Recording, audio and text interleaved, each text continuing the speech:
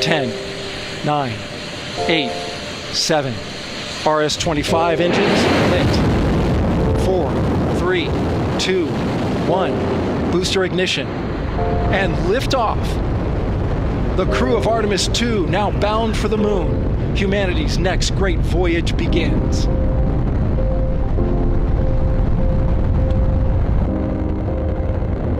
Houston now controlling the flight of integrity on the Artemis II mission around the moon. 53 years, 3 months, and 21 days. That's how long we have been gone. Not because we have forgotten, but because we dare to dream bigger. 11, 10, 9. We have ignition sequence start. The engine's now building up to 7.7 million pounds of thrust. We have a launch commit and we have a liftoff. The swing arms moving back. The Saturn V lifting off the pad, building up thrust. We've cleared the tower. Houston is now controlling. Oh, you have good thrust and all 5. Roger. America's challenge of today is forge man's destiny of tomorrow. And if we leave the moon in Taurus Littrow, we leave as we came, and God willing, as we shall return.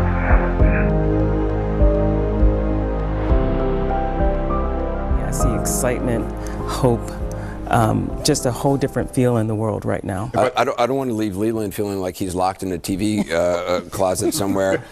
Leland, what stands out to you in this? Hey, Anderson, I'm out of that space now. I really see in this mission, I see legacy. You know, you look at the storied legacy of NASA and the people that have given us, you know, Mercury, Gemini, Apollo, Skylab, you know, all these different platforms. But when you go back to some of the really early people, like someone like Ed Dwight, who would have been, you know, the first Black Apollo astronaut, and he was kicked out of the program because of, you know, issues at the time. But he mentored Victor and helped Victor become a pilot in this program called Shades of Blue. And so Ed Dwight is now the oldest person to fly in space at 90 years old on Blue Origin. And Victor, myself, Charlie Bolden, and all of us were there celebrating that. And then Victor sent Ed a message saying, if it wasn't for you, I wouldn't be here. I love you. And that's the part, the legacy of how we carry this on to the next generation, the STEM education that kids are going to be learning. We do this in a way that changes the universe, one person at a time. And, you know, I was with Neil at the Project Hail Mary opening in New York, and he had this hat on that said 6.02 times 10 to the 23rd, and it was the Avogadro's number. So he's got this nerd hat on showing, you know, chemistry, and we can get these kids to think that that's cool, and that this kind of working together around the world is cool, and to learn these hard subjects, to do these hard things, to change the universe in a way that's going to be beautiful.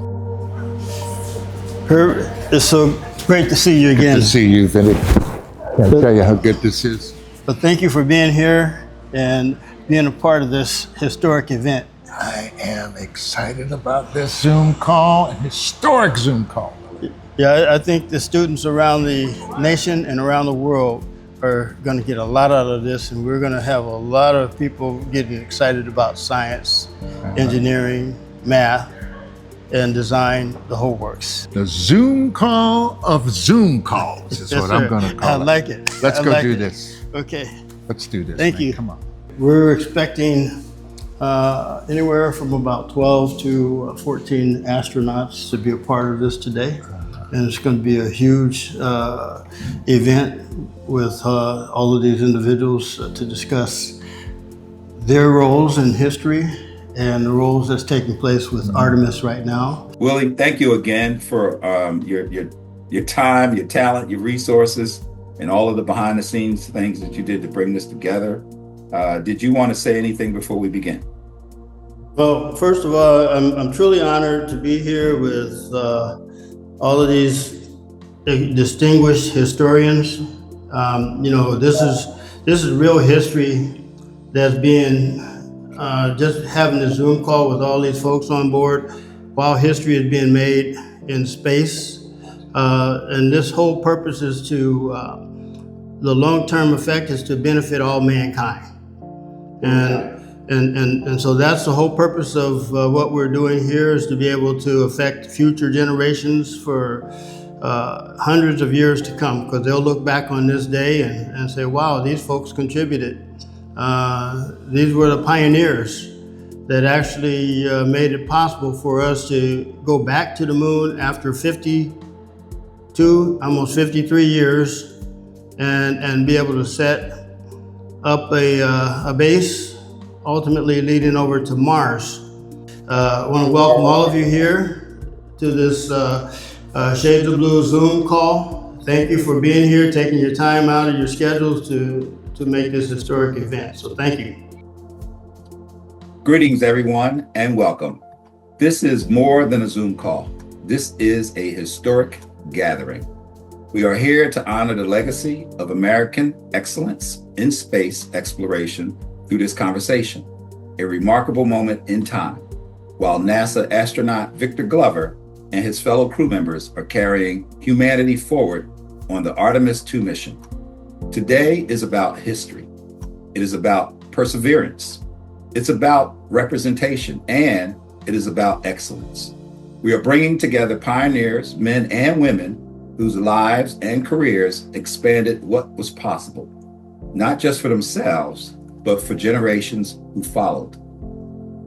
Our purpose is simple: to capture your voices, preserve your wisdom, and document a moment that will inspire the future. Each speaker will have a few minutes to share who you are and your place in history, one challenge that shaped your journey, and what this Artemis II moment means to you and to the future.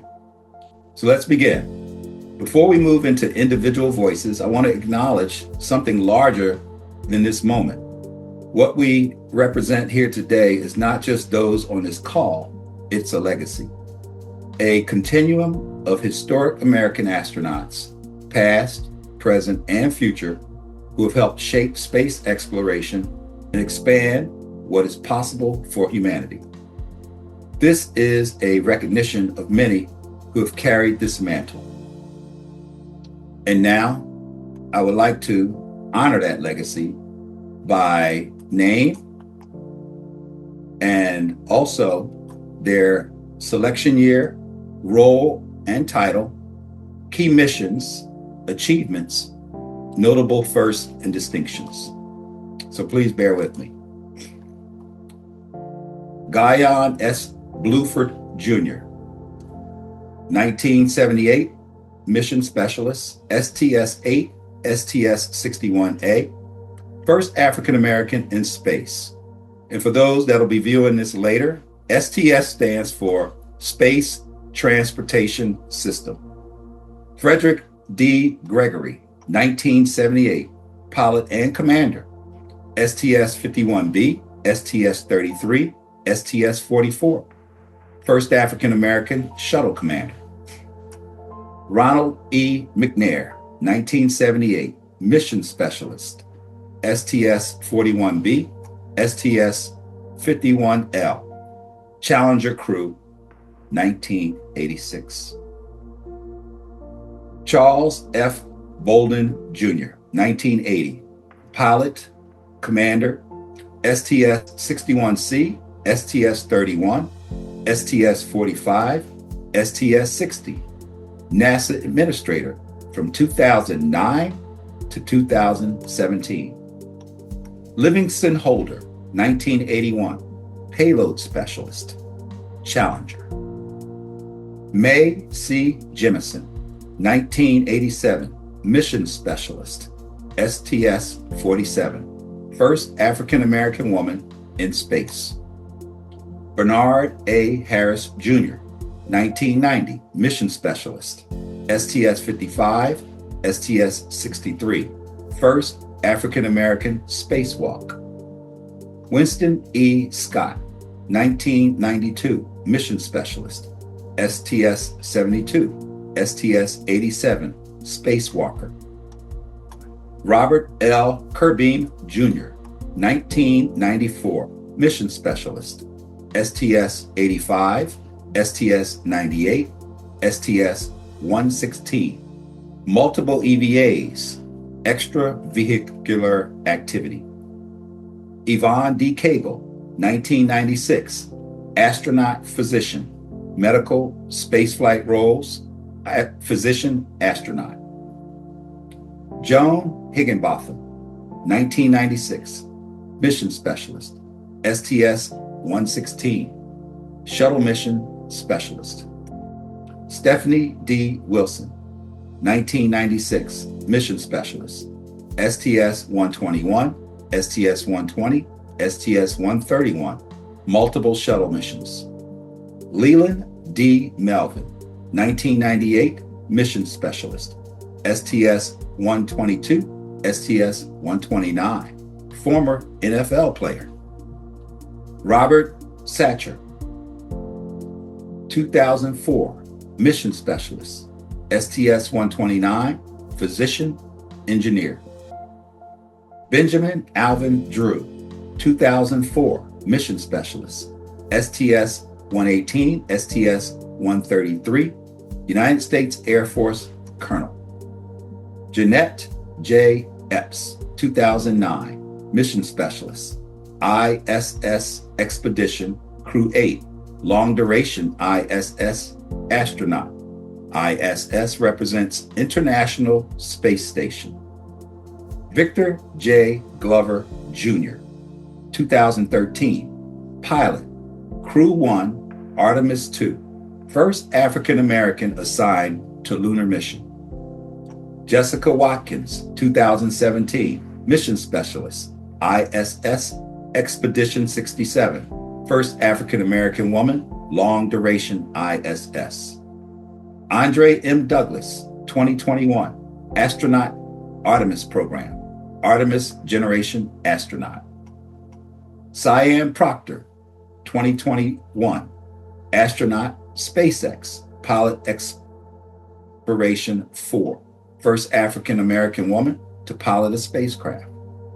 Ed Dwight, 2024, astronaut, Blue Origin, aerospace research pilot, first African American astronaut candidate. Christopher Williams, 2021, NASA astronaut, Soyuz MS-28, Expedition 74, first African American to travel to space on board a Soyuz aircraft. Before we hear from the astronauts, I want to ground this moment in something deeper. Family.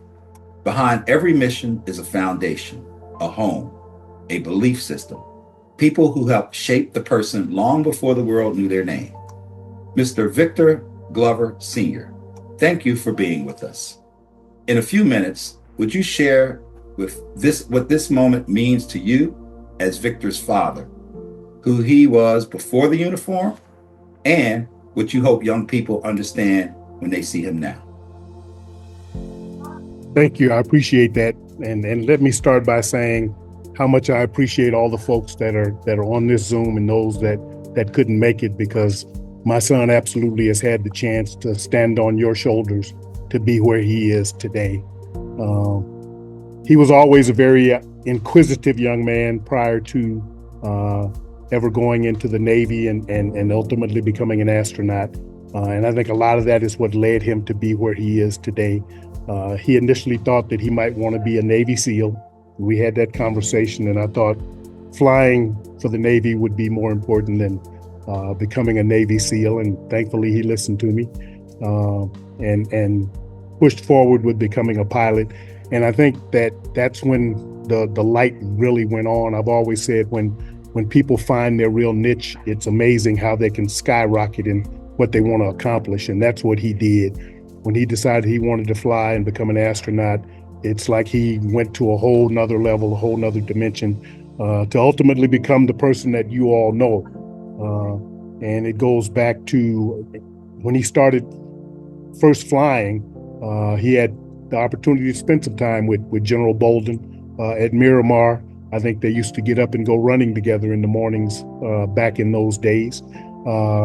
But I think that type of guidance and what you all have laid the groundwork for has ultimately gotten him to where he is today. And I know he appreciates that because he talks about so many of you all the time when we have a conversation. And so really, I just want to say thank you to all of you, but I am still awestruck with what he's doing right now in watching this Artemis 2 mission. I've been awestruck since he got to NASA in 2013, and I'm still awestruck. I still pinch myself every day that my son is doing what he's doing. And I love it. It's exciting. It's nerve-wracking. It makes me quite anxious, but I'm enjoying every minute of it. But again, I want to thank all of you for laying the groundwork and allowing him to have this opportunity to stand on your shoulders to do what he does today. So thank you all very much. Thank you for that, Mr. Glover. We also recognize that no aviator rises alone. There's always a lineage of discipline, mentorship, and excellence behind them. Willie Daniels, thank you for joining us. From your perspective in aviation, in a few minutes, please share the significance of this moment and what it means for young people to witness this level of excellence in real time. Thank you very much, Reggie. This is a huge honor.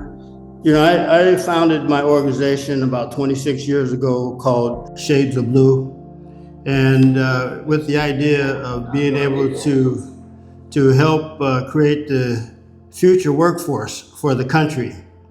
And with that being said, you know, Victor Jr. was one of the original, close to first individuals to become an astronaut or a member of Shades of Blue back in 2005. And having that impact on these young people's lives with the ideas of, you know, following in the footsteps of the heroes, like I see the gentleman that's just sitting down right now, Mr. Ed DeWitt. You know, those guys, they opened up the door for all of us to be able to follow in their footsteps. Those are the true heroes and sheroes and the pioneers that made it all worthwhile for us to be able to do what we're doing today. And hopefully there'll be hundreds and thousands of more because of what you folks have done. We'll be able to follow in your footsteps. So I again thank all of you for being here. And this is a huge honor for me to be able to witness you guys in your history. So thank you. Thank you, Captain Daniels. Our next voice is Ed Dwight, America's first African-American astronaut candidate who helped open the door before it was fully opened. Mr. Dwight, thank you for your courage and your place in history. We will be honored to hear your perspective. Well, thank you very, very much. This kind of catches me a little bit by surprise, and I'm really honored that you included me in all this. Yeah, I'm so excited knowing Victor and being associated with Victor and all the work that we did following his career, and naturally I have had thoughts of what would I have done in the same situation had I been able to get as far as Victor. And every step that Victor has taken throughout this whole journey, I've had to make that internal comparison about could I have done it? But then I revert back to they got the right guy to do what I could have and would have done. However, the space science has grown by leaps and bounds since I was involved in this, and there's a lot of incredible information that is in science that has transpired that Victor has been able to master and control, and he was the most well-equipped pilot, person, individual, and I got to add incredible kind of person that had the right personality, the right everything, to have that thing called the right stuff. And I'm so proud of him. I don't know what to do, but I can't help personally trying to get in his shoes to see, like what I would have done and what I could have done. But there's so much science that has transpired since I was involved, and there's so much more to observe, that has happened in the science of space, and to have this guy ready, well equipped, the right person, the right personality, the right everything we need in order to make this whole thing from now on forward. That he's just the right guy for the right time and the right space. Thank you, Mr. Dwight, for opening the doors for so many of us. Our next voice is Herbert Jefferson Jr. Thank you for being here and for your role in this legacy. We'd appreciate your reflections. Well, thank you for having me. And first of all, I never served active duty. My work has been in public affairs and military, all branches, but prior to all of that, I am an actor. I'm known primarily for the original Battlestar Galactica, where back in the days when they put something in the cameras called film, and we now, 50 years later, are looking at it as one of the most loved science fiction television series of all time. And I'm grateful to be here. I am happy that Willie has invited me, and what we do, or what I like to try and do in Shades of Blue, is to get down in the weeds and find the young people, the little ones who may have an interest in STEM subjects and just need a little bit of a boost. That's what we're doing. I go where Willie would like to have me. I'm sort of his man in the weeds when it comes to Shades of Blue. I'm grateful for this time. I'm honored to be here. And I want to thank you all, the ones that I've met, the ones that I hope to meet, and Willie for including me in this historic event. Thank you. Thank you, sir, for your contribution in cinema and my correction on your title. Our next voice is General Charles Bolden, astronaut, Marine, and former NASA administrator, a leader who has shaped both missions and institutions. General Bolden, thank you for your service and continued leadership. We'd appreciate your perspective. Thanks very much, Reginald. I'm going to make it really quick. I want to thank, first of all, as I said before we came on, I want to thank Mr. Glover Sr. He is the role model, and he is I told him the apple doesn't fall far from the tree. He is, his gift to the world, and Victor is a gift to all of us. But, you asked us to talk about one thing that had been difficult for us. I had two things that were difficult, and once I overcame those, believe it or not, I think things went pretty well. The first one was getting into the Naval Academy. It took me quite a while to get there because I had grown up in the segregated South, and for a young black kid out of South Carolina, that was probably not going to happen. And I prevailed upon the help of, without him knowing it, President Lyndon Johnson, and I ended up getting to the Naval Academy. The second thing was getting into test pilot school. Now you may say, what the heck does that all have to do with it? Well, as a pilot, trying to get into the astronaut program, which was not a desire of mine at the time, but turned out to be fortuitous that I had gone to test pilot school. So that was the second thing. And after that, I think, I just happened to have things fall in the right ways. But for the young people looking, I would offer two pieces of advice. Follow your passion, and whenever and wherever you are, when you take charge of people, take care of your people. Otherwise, I'm incredibly proud to be here with this group of people. Thank you.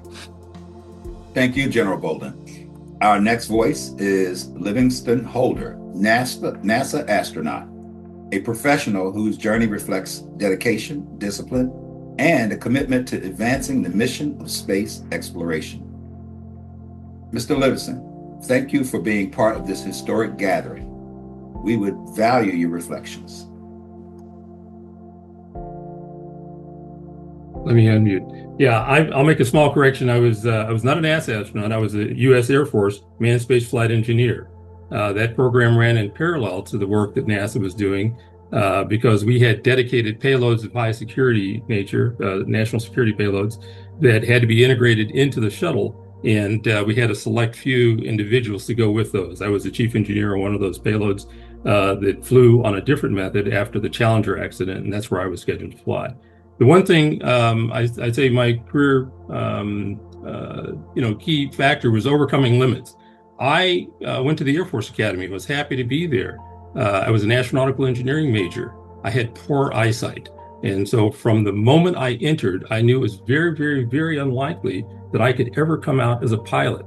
And that was correct. So on active duty, my focus was, how do I become the smartest about these national security payloads that I can be to increase the probability of me getting a flight on the shuttle program?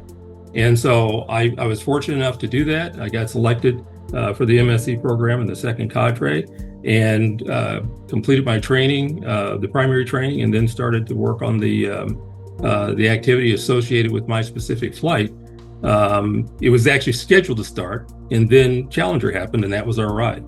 So while disappointed I wasn't able to fly, I'm still very, very happy and proud of the role that I did play and still play today in national security space activities and even in commercial space activities. And so you may not get where you exactly want to be, but you can still contribute to the mission from the seat that you are given. And sometimes the role you play is not the one that you envision, but another power envisioned for you. So you overcome those limits and you do what you are capable of doing and contribute to the betterment of all. That's my story. Thank you, Mr. Livingston. Our next voice is Winston Scott, NASA astronaut and veteran of 2 space shuttle missions, a man who has quite literally walked in space. Mr. Scott, thank you for joining us. We look forward to your reflection. Well, thank you very much. I appreciate the opportunity to participate in this project. And thanks to Willie Daniels and everybody else that made this possible. I am probably the least likely person to have become an astronaut. I'm old enough to have remembered the segregated South also. And in my neighborhood, we didn't have any pilots and certainly didn't know anything about the space program. I was interested, followed it on TV and watched movies, but it never occurred to me that I would do it. In fact, I went to college on a music scholarship. I was a very, very good musician and thought I was going to become a professional musician because somebody alluded to earlier, when the Creator puts a dream in your heart, it comes to fruition. If you follow it, you'll get there. And I won't go into a long story, but I could show you on Florida State University campus where I was standing as a musician when something deep inside of me said astronaut. I decided to pursue a double major, finished a degree in music, went into the Navy, became an aviator. The Navy sent me back to school, finished an engineering degree, and then off into flying aircraft, became an aerospace engineering duty officer, a specialist for the Navy, became a production test pilot, then a research development testing evaluation pilot with a master's degree in aeronautical engineering, and was fortunate enough to be selected by NASA. So to sum all of that up, I would simply say that the biggest obstacle I had to overcome was what I just said. I had no idea that was inside of me, but I believe the Creator put that in me, just as He puts in every one of us a particular dream. And if we follow that dream, we will be successful. Let me pivot just a little bit. I am so extremely proud of Victor Glover and all of the Orion crew and the great job they're doing up there. They all are representing us very, very well. And Victor, of course, is just makes all of us very proud. I'm humbled and honored to appear on this video, this project, with all of my peers, my contemporaries, and my mentors. Thanks again for allowing me to participate in this event, and best wishes to you all. Thank you, Mr. Scott. Our next voice is Robert Kirby, former NASA astronaut, U.S. Navy captain, and veteran of multiple space shuttle missions. A spacewalker who helped build and advance the International Space Station through his work beyond the spacecraft. Robert, thank you for your service, your leadership, and your contributions to human spaceflight. We would value your reflections. Thank you, and congratulations, Ike. I'm really proud to know you, and I'm very proud of your accomplishments alongside the rest of the Integrity crew. Congratulations on an absolutely epic journey. I'm very proud of the fact that a fellow naval officer and Top Gun grad and Naval Test Pilot School grad has done the things that you have done. Thank you so much for completing this, and also I look forward to your triumphant return to Earth and look forward to celebrating this great journey that you've done. And I'm very pleased to say that you're my friend and you helped clear the path that many more later will walk down to go back to the moon and explore the lunar surface. Thank you.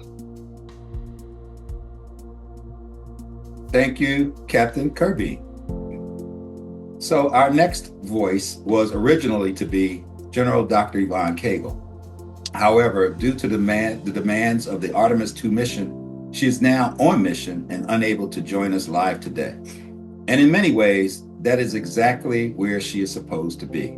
So in her absence, we will honor her presence. Yvonne Cagle, MD, PhD, is a current NASA astronaut, aerospace physician, Brigadier General, California State Guard, United States Air Force retired, senior flight surgeon, and biotech inventor. Astronaut Dr. Yvonne Cagle's lifelong achievements and contributions were celebrated through dedicated exhibits honoring her at the San Francisco Museum of Modern Art and the 2020 World Expo in Dubai.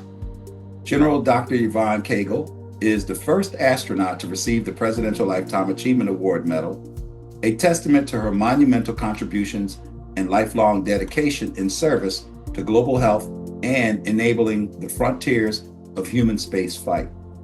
To quote some of Dr. Cagle's personal lunar reflections that I was able to research in her own words, and I quote, "In homage to all those such as Dr. Katherine Johnson and all those men and women stemming, S-T-E-M-M-I-N-G, stemming from so many demographics who teamed together to solve historic Apollo and now current unprecedented Artemis 2 mission configurations, it behooves us in this moment to reflect upon how their unifying global galactic handshake represents the very meaning of integrity defined as inseparable. It is critical. At its critical stage, the spacecraft may require a clean separation. However, we as humans are not rockets. We are not robots. We experience the cosmos in ways that only the human eye can see, the human heart can feel, and the human soul can express. At our very core, we are inseparable.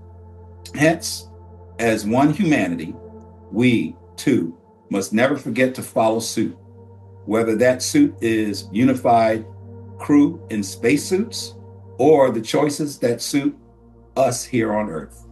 We as a human race are together experiencing an unprecedented opportunity to embrace the very heart of the meaning of integrity as no separation. As spacefarers, we don't leave you behind, we take our planet with us. This is why when astronauts look back on Earth from space, we don't see borders, we see bridges.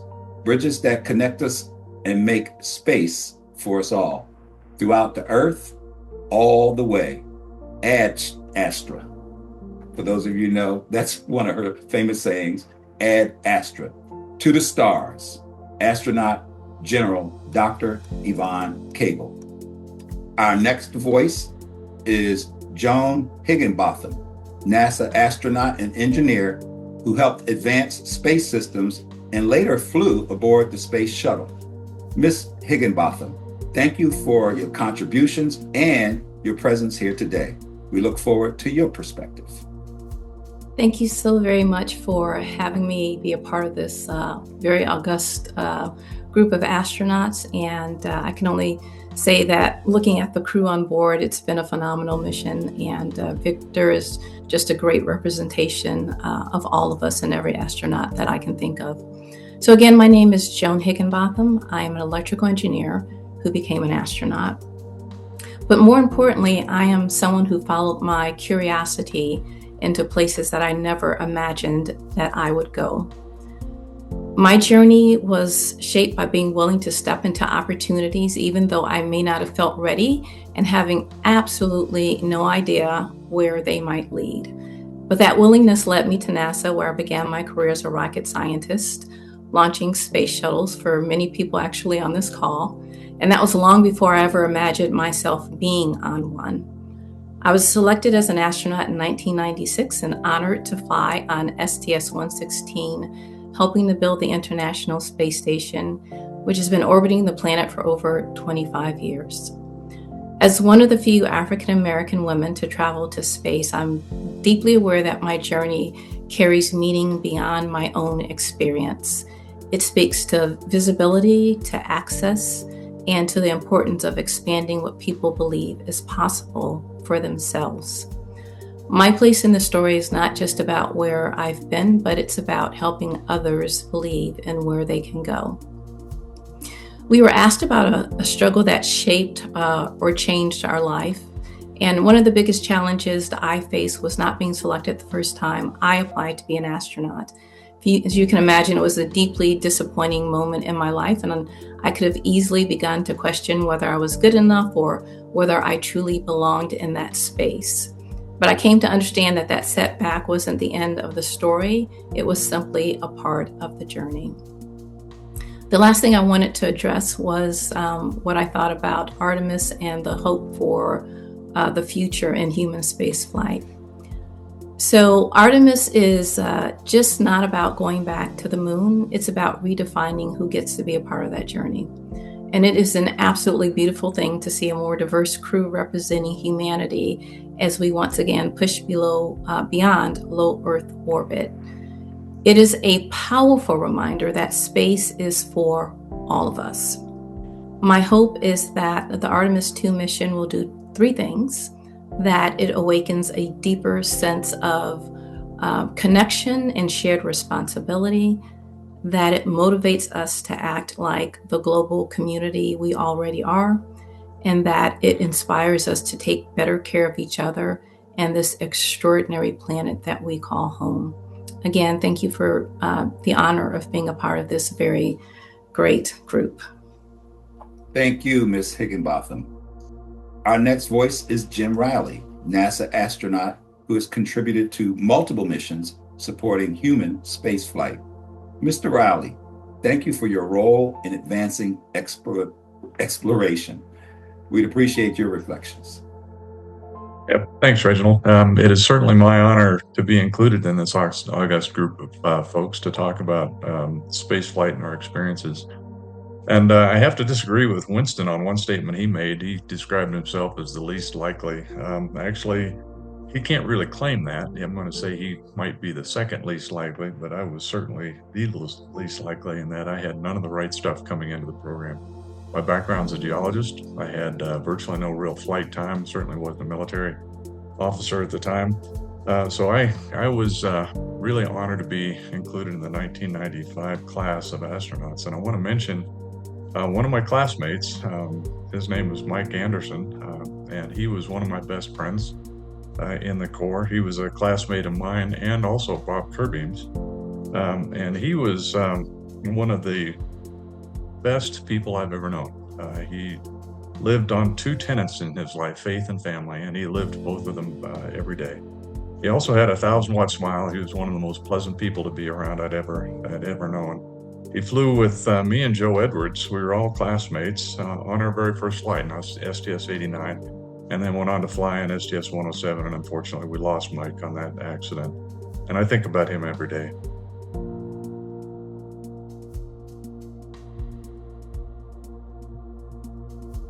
My background is a geologist, and we're going to be talking about Moon to Mars. And that's going to be a big portion of what we're going to be looking at. It's not the heroic age of exploration as it was in Apollo, which was 53 years ago in December for the last mission that was on the surface. And that was, of course, Apollo 17.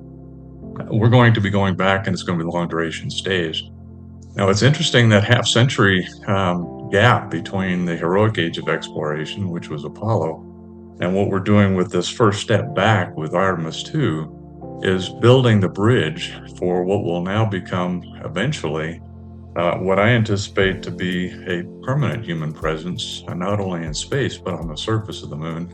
And eventually we'll start that next cycle, crossing that bridge in the next half century between the heroic age and the next flotation phase of exploration on Mars will all happen as part of this continuum. And one of the things that I found when looking at what we're planning for Moon to Mars is that it's too expensive to do the way we're doing space exploration today. We're going to have to think about things differently. We're going to have to use in situ resources wherever possible. Water is available on both the Moon and Mars from what we can see today. We're going to have to be able to produce that. So that's very similar to what I did as a geologist when I first went into the industry back in 1979. Where is the resource and how do you produce it? And so we're going to have to build that workforce. Now, one of the surprises that I got when I was the director of the U.S. Geological Survey was we were looking at increasing our diversity within that agency. And we found out that there weren't very many African American or Black American geologists or geoscientists. In fact, less than 1% of the population focus on that particular occupation. And so we started to look at how do we increase that. We started building relationships or expanding on relationships that we had with HBCUs. And we found that there was only one HBCU that had a geosciences program. And we couldn't figure out why that was, other than there is a level of soft bias in many positions and also in the way it's perceived within the community. So we worked to open that, and that's actually what I'm so honored to be here about, is to be within Willie Daniels' effort here, where he saw the same thing in aviation and has worked tirelessly to expand the participation to all Americans in this program. And that's exactly what I see as my indirect role in many of these efforts, is to also help with the expansion of opportunities. As Joni so eloquently said, space is for all of us, and it really is. And there are no barriers and there's no boundaries. Artemis 2 is the first step on that next phase of exploration that'll lead us back to a permanent presence on the surface of the moon, and it'll be a research presence that'll be very similar to how we explored and continue to explore the Antarctic realms, for example. And so we'll need everybody, and we're going to have to think differently about how we do space exploration. The way we've been doing it since the 1960s is too expensive. National Science Council estimated the 4-person crew to Mars would cost approximately $120 billion. It's a B billion. And that's roughly 5 times NASA's budget. So we're going to have to do almost everything differently with regenerable, recyclable systems. We're going to have to use in situ resources, which is geology, on the surface of the moon and the surface of Mars. And all of that's going to be a challenge for all of us, as Joni said.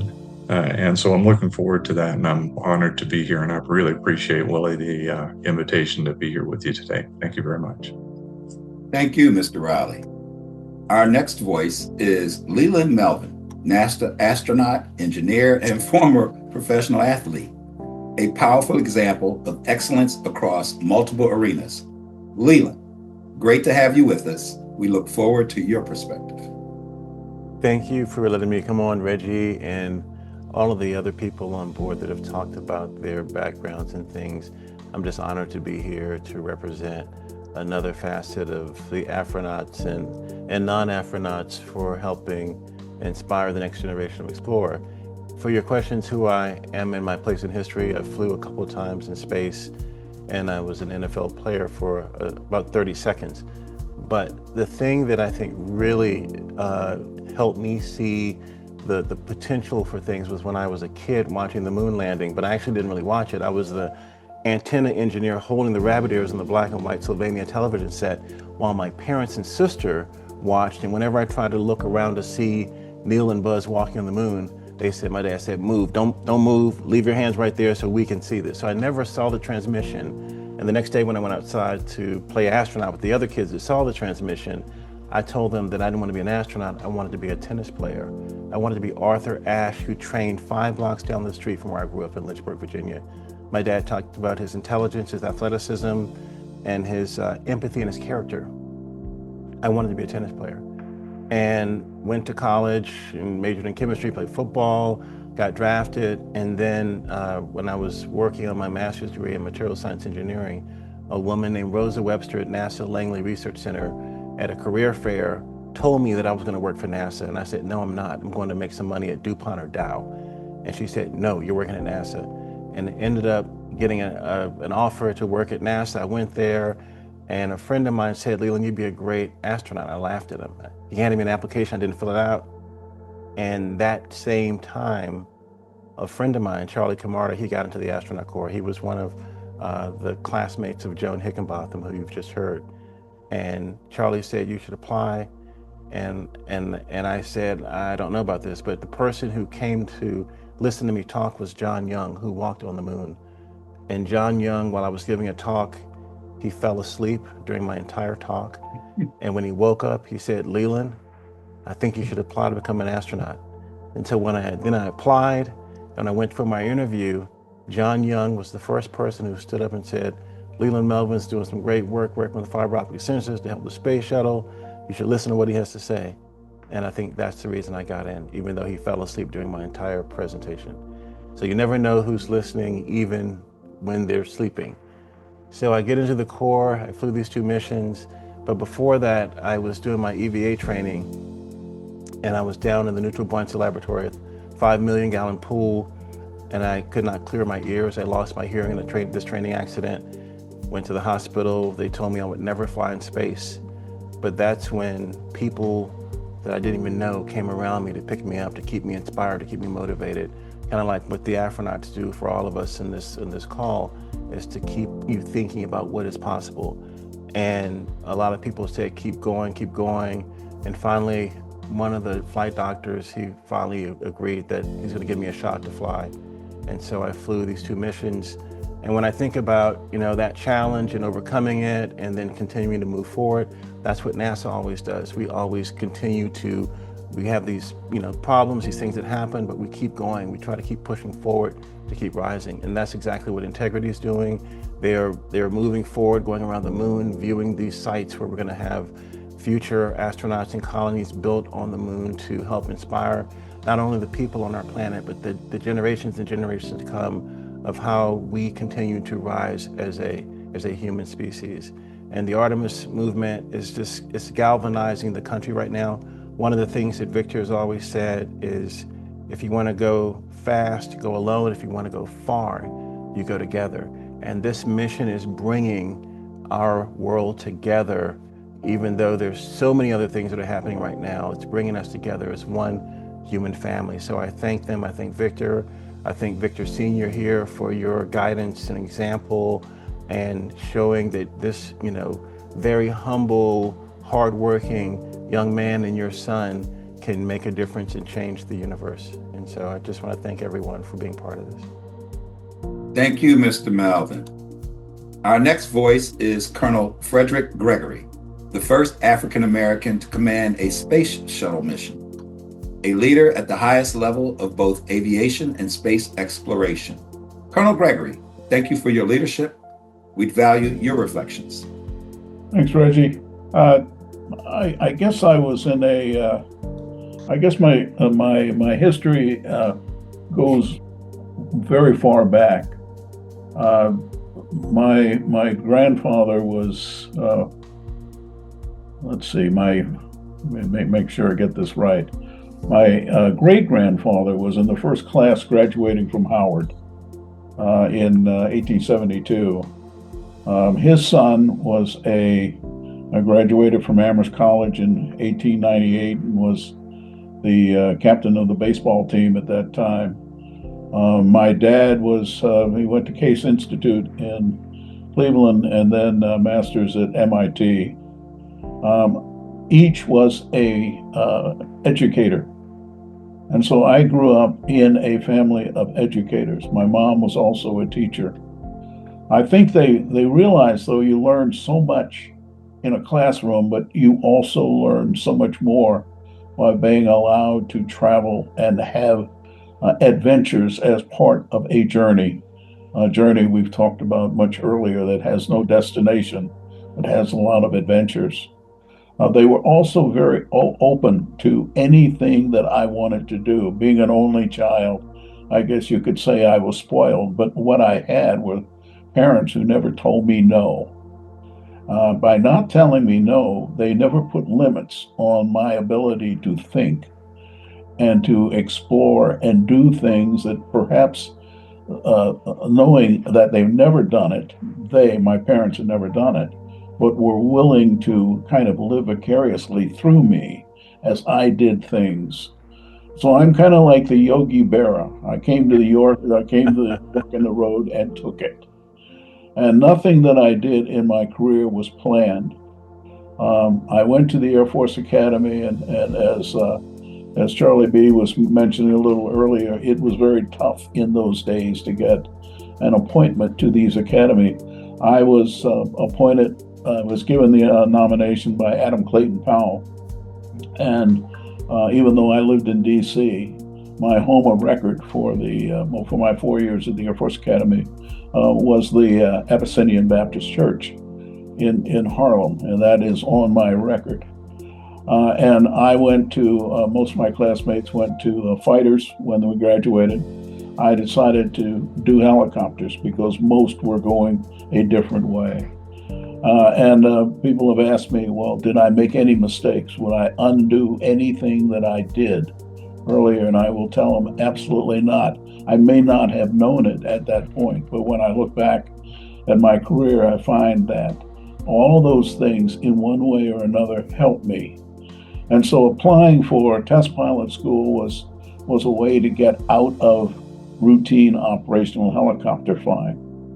Applying for the astronaut program, which was encouraged by General Ben Davis, who was just a friend of my family, and Nichelle Nichols, Lieutenant Uhura on Star Trek.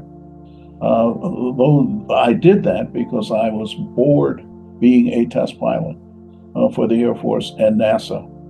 And so generally I did things until I felt I was in a rut or bored. And when I make the recommendation to younger potential adventurers, I tell them that you follow your heart, that you will never have made a mistake in a decision that you made, and that you should always use those alleged mistakes as a reason or a help for you to move further forward. So I'm interested in the space program now, not because of the adventure of going around the moon. I'm interested in space because I'm wondering whether we are alone or not. And so finding possibility of finding water on Mars is my excitement. Finding some biological evidence that there is something or could be something. Those are the why things that keep me encouraged and keep me moving forward. And so I'm watching Artemis 2 and I'm saying, okay, that's an adventure, but let's figure out why this is important, because that's the thing that's going to sell it. That's the thing that's going to get the grassroots support for programs like this. So I want to go away from just the momentary excitement of something and have a fundamental and move to a fundamental rationale for why it is important and why we want kids to study STEM or be part of the STEM program so that they can be part of this adventure that we're on this journey that we has no destination. Thank you, Colonel Gregory. I appreciate your reflections. Thank you all for those powerful reflections. Now I'd like to bring us together for a few focused questions, just to capture your collective perspective. Question number 1. When you look at Artemis 2, what feels different this time? Not just technologically, but culturally and historically. Anyone can answer. You can jump off mic. I'll jump in immediately because, we've been complimenting Mr. Glover on Victor and everything, but I would say Victor epitomizes what stands out to me about this mission. This is a science mission. We have never had a mission so focused. I mean, even through the shuttle program with our space lab missions and everything else, we've never had a mission, I think, that was so focused on science and trying to get the American public and people around the world to understand its critical importance in getting humans back to the moon and then on to Mars. We don't do anything without scientific data and scientific information. And in this day and age, when our national leadership doesn't seem to appreciate science very much, I think this is a very critical mission, and it's shown people the critical importance of what's going on. So for me, that's cultural, social, everything you want to call it, but it represents a sea change in the way that NASA is perceived. Thank you. Anyone else?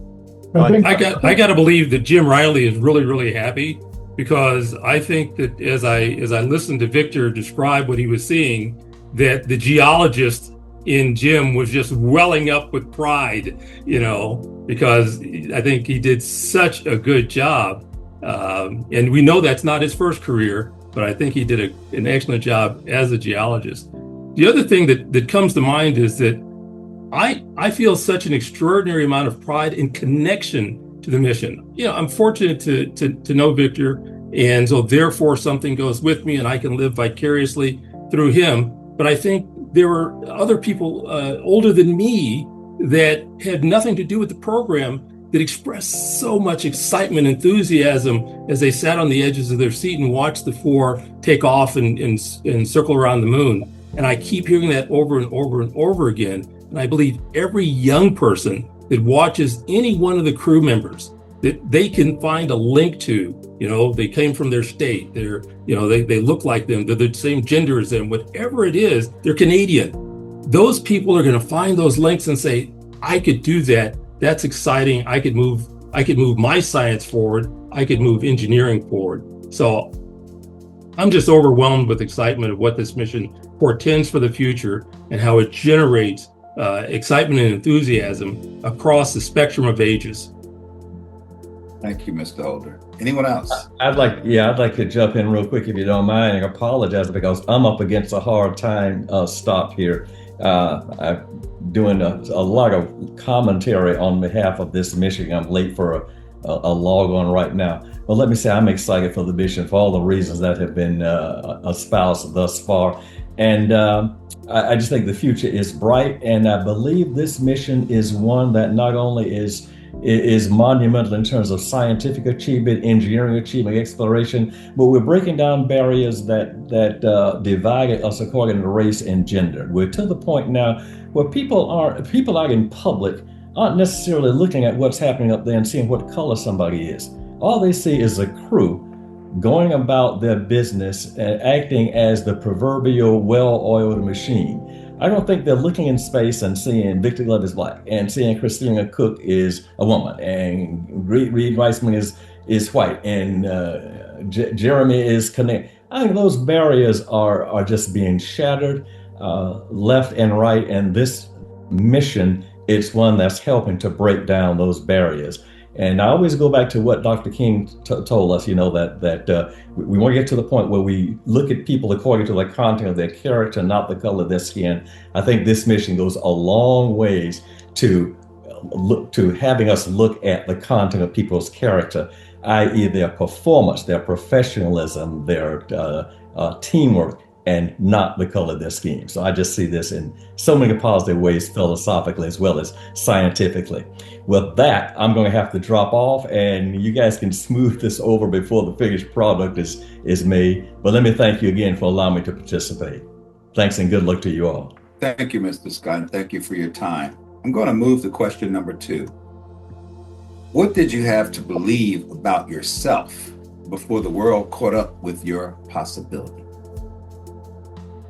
What did you have to believe about yourself before the world caught up with your possibility? I will jump in on this one. And I will say what I had to believe for myself, because I've been in most of my life, degrees and careers and throughout schooling, I've been in different places where I've been the only person of color, the only person of my gender, and sometimes that can be an uncomfortable position to be in. And the one thing that I had to overcome for myself was knowing that I belonged. And that's hard to do when you're really young and you're the only one, and things are just not as homogenous as you're used to them being. And once I overcame that barrier, it was great, because then I can show the younger generation, the next generation, I guess as you want to call them, that they too belong in the room. And what I tell them, I say, go in that room with confidence and know that no one did you a solid favor that day and said, come on in the room. You earned your way into that room. And I also tell them to also bring someone else in the room with them. So having the confidence to be in spaces where traditionally people like me have not been has been a big confidence booster for me. And hopefully that confidence has shown to the next generation where they're comfortable doing the same thing. Thank you. Anyone else? I'd like to dovetail on that. What Joni said, when I was a kid, my mother read to me two books, A Little Engine That Could, who said, I think I can, and Curious George, who no matter what happened to him, no matter what trouble he got into, he always had the man in the yellow hat who had his back. And so when times have gotten really hard for me, like when I lost my hearing and the doctors were saying you will never fly in space, my colleagues were saying you will never fly in space, I had to resort back to my childhood and think I think I can, and find those people, those advocates. Some of those people are in this room right now, in this call right now, who had my back to lift me up when I was down. And so finding those advocates for me was critically important to make sure that I could keep going on my journey, thinking that I could, even though others told me that I couldn't. Thank you. I think one of the things I had to do was kind of think back to my time as a naval flight officer, and Charlie, I'm sure, can back me up on this one, but when you have a two-person airplane, you always knew as a naval flight officer, your contribution was never neutral. Either you were making the situation better or maybe a little worse. And I had to convince myself that by being in this program that I could contribute positively to it. And once I decided that with enough effort I could do that, then I knew that I probably deserved the shot at doing this. And I felt good about applying to be an astronaut. Thank you. Anyone else? What did you have to believe about yourself before the world caught up with your possibility? Okay. I'd say, like everyone else, Reginald, it's that first you have to believe in yourself. In that, and Charlie and Leland and Beamer mentioned it more or less, but knowing that you have the capability is not something that's innate in all of us. And for some, you have to recognize that you have that capability. And even more critically, is recognize that others can see that potential in you. And that's the thing that was most important for me anyway. Leland mentioned John Young, and for whatever reason, John became a mentor when I came into the program and taught me an awful lot about engineering, which I wasn't an engineer. I consider myself one now, but not when I came in. I was a geologist and still a geologist. All those things, as Livingston mentioned, geology is going to be a big part of what we're doing on the moon and on Mars. And so that's now a change in the way we're going to be operating. That's going to allow us to look at processes that we're going to have to do routinely in supporting the crews with just environmental control, for example. It's going to have to be regenerable and recyclable. Everything that the planet does for us here is something we're going to have to build into the spacecraft and the habitats that we're going to have on the moon and Mars.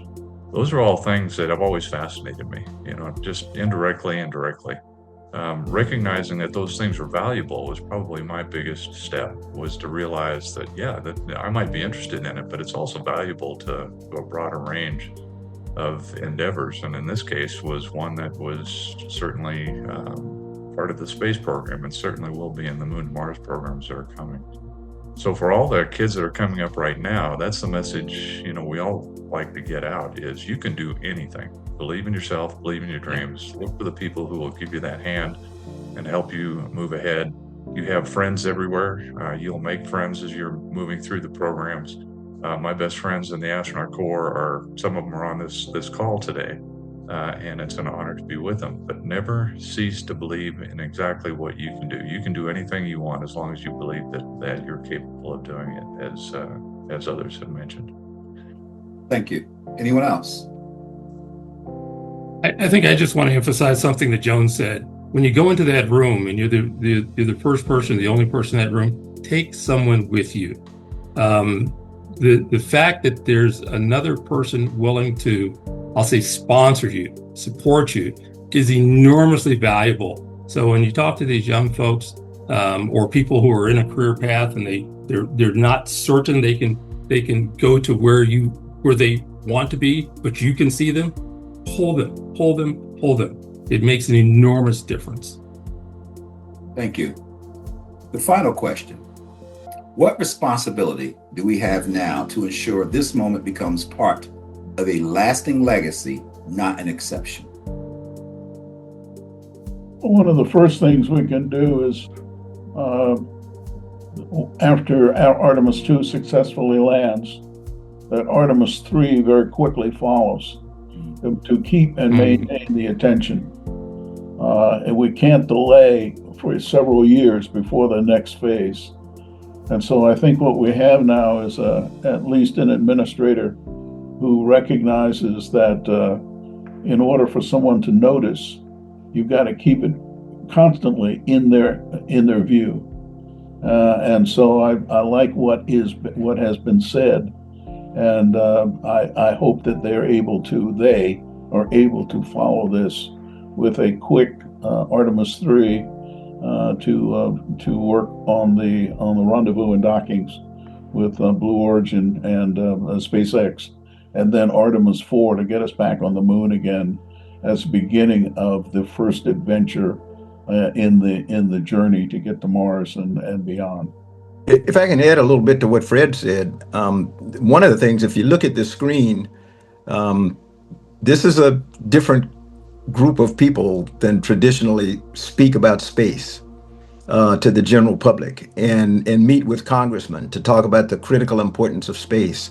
I think it's incumbent upon every single one of us on this call to become activists, to help our members of Congress understand that, it doesn't make any difference what the president says, what the administrator says, or anything. They are the organization that provides the funding for NASA. And we need to step forward and let them know that it's critically important if they want to carry on the legacy of Artemis 2 and they want to continue down this road that we say we want to do. It's going to require funding, and they need to get off their backsides and on the stick and start voting in some funding for NASA. Because what is in the president's budget presently for 2027 won't get us to California. Well, I'd like to, piggyback on what Charlie B just said. Back after Apollo 11, there were maybe a dozen guys, and I say guys purposely, who could really relate to what those guys did, who had been in space with them. And so they had about 11 disciples, maybe a dozen, who go out there and speak intelligently about what's going on. Now we have a few hundred, and it's our duty to go out there and be those disciples that are needed to push this so we can establish that lunar base. So I agree fully. All of us have a purpose and a job to do to help that continue. But we're also going to have to relook at the way we've done things in the past, and not necessarily continue in the legacy methods that we've used. Using the primary contractors we've used in the past, they've gotten used to the way the government works. It's very slow, very tedious. And then there are obstacles out there that, for example, after a contract has been let, you protest, and now everything has to stop. And so I think you're going to have to rethink the way we've done things in the past and think about the new methods of achieving success. And that's why I really enjoy watching the commercial folks, because they seem not to be held back by the ways we've done it. And they've come up with new and bright ideas on how to do things in the future. And I really like that. Thank you. Anyone else? What responsibility do we have now to ensure this moment becomes part of a lasting legacy, not the exception? Okay. Well, Hey, Reggie, I think one of the things that's really critical that we do is ensure that we get, videos like this, conversations like this out to as many people as we can. I think that's what we're going to try to do with this, YouTube, the social media, but also into schools to let kids, all kids see, this, august group of people having conversations with all the history and all the professionalism and all the talent in flying planes and jets and, rocket ships, and use this moment of what, this crew has done, Integrity Crew has done to have everyone looking up at this one moment in time in history, and then share these perspectives, on piggybacking on this moment in time, so that we can kind of solidify the forward thinking of what it looks like, and that these kids can actually be part of this journey. thank you, Leland.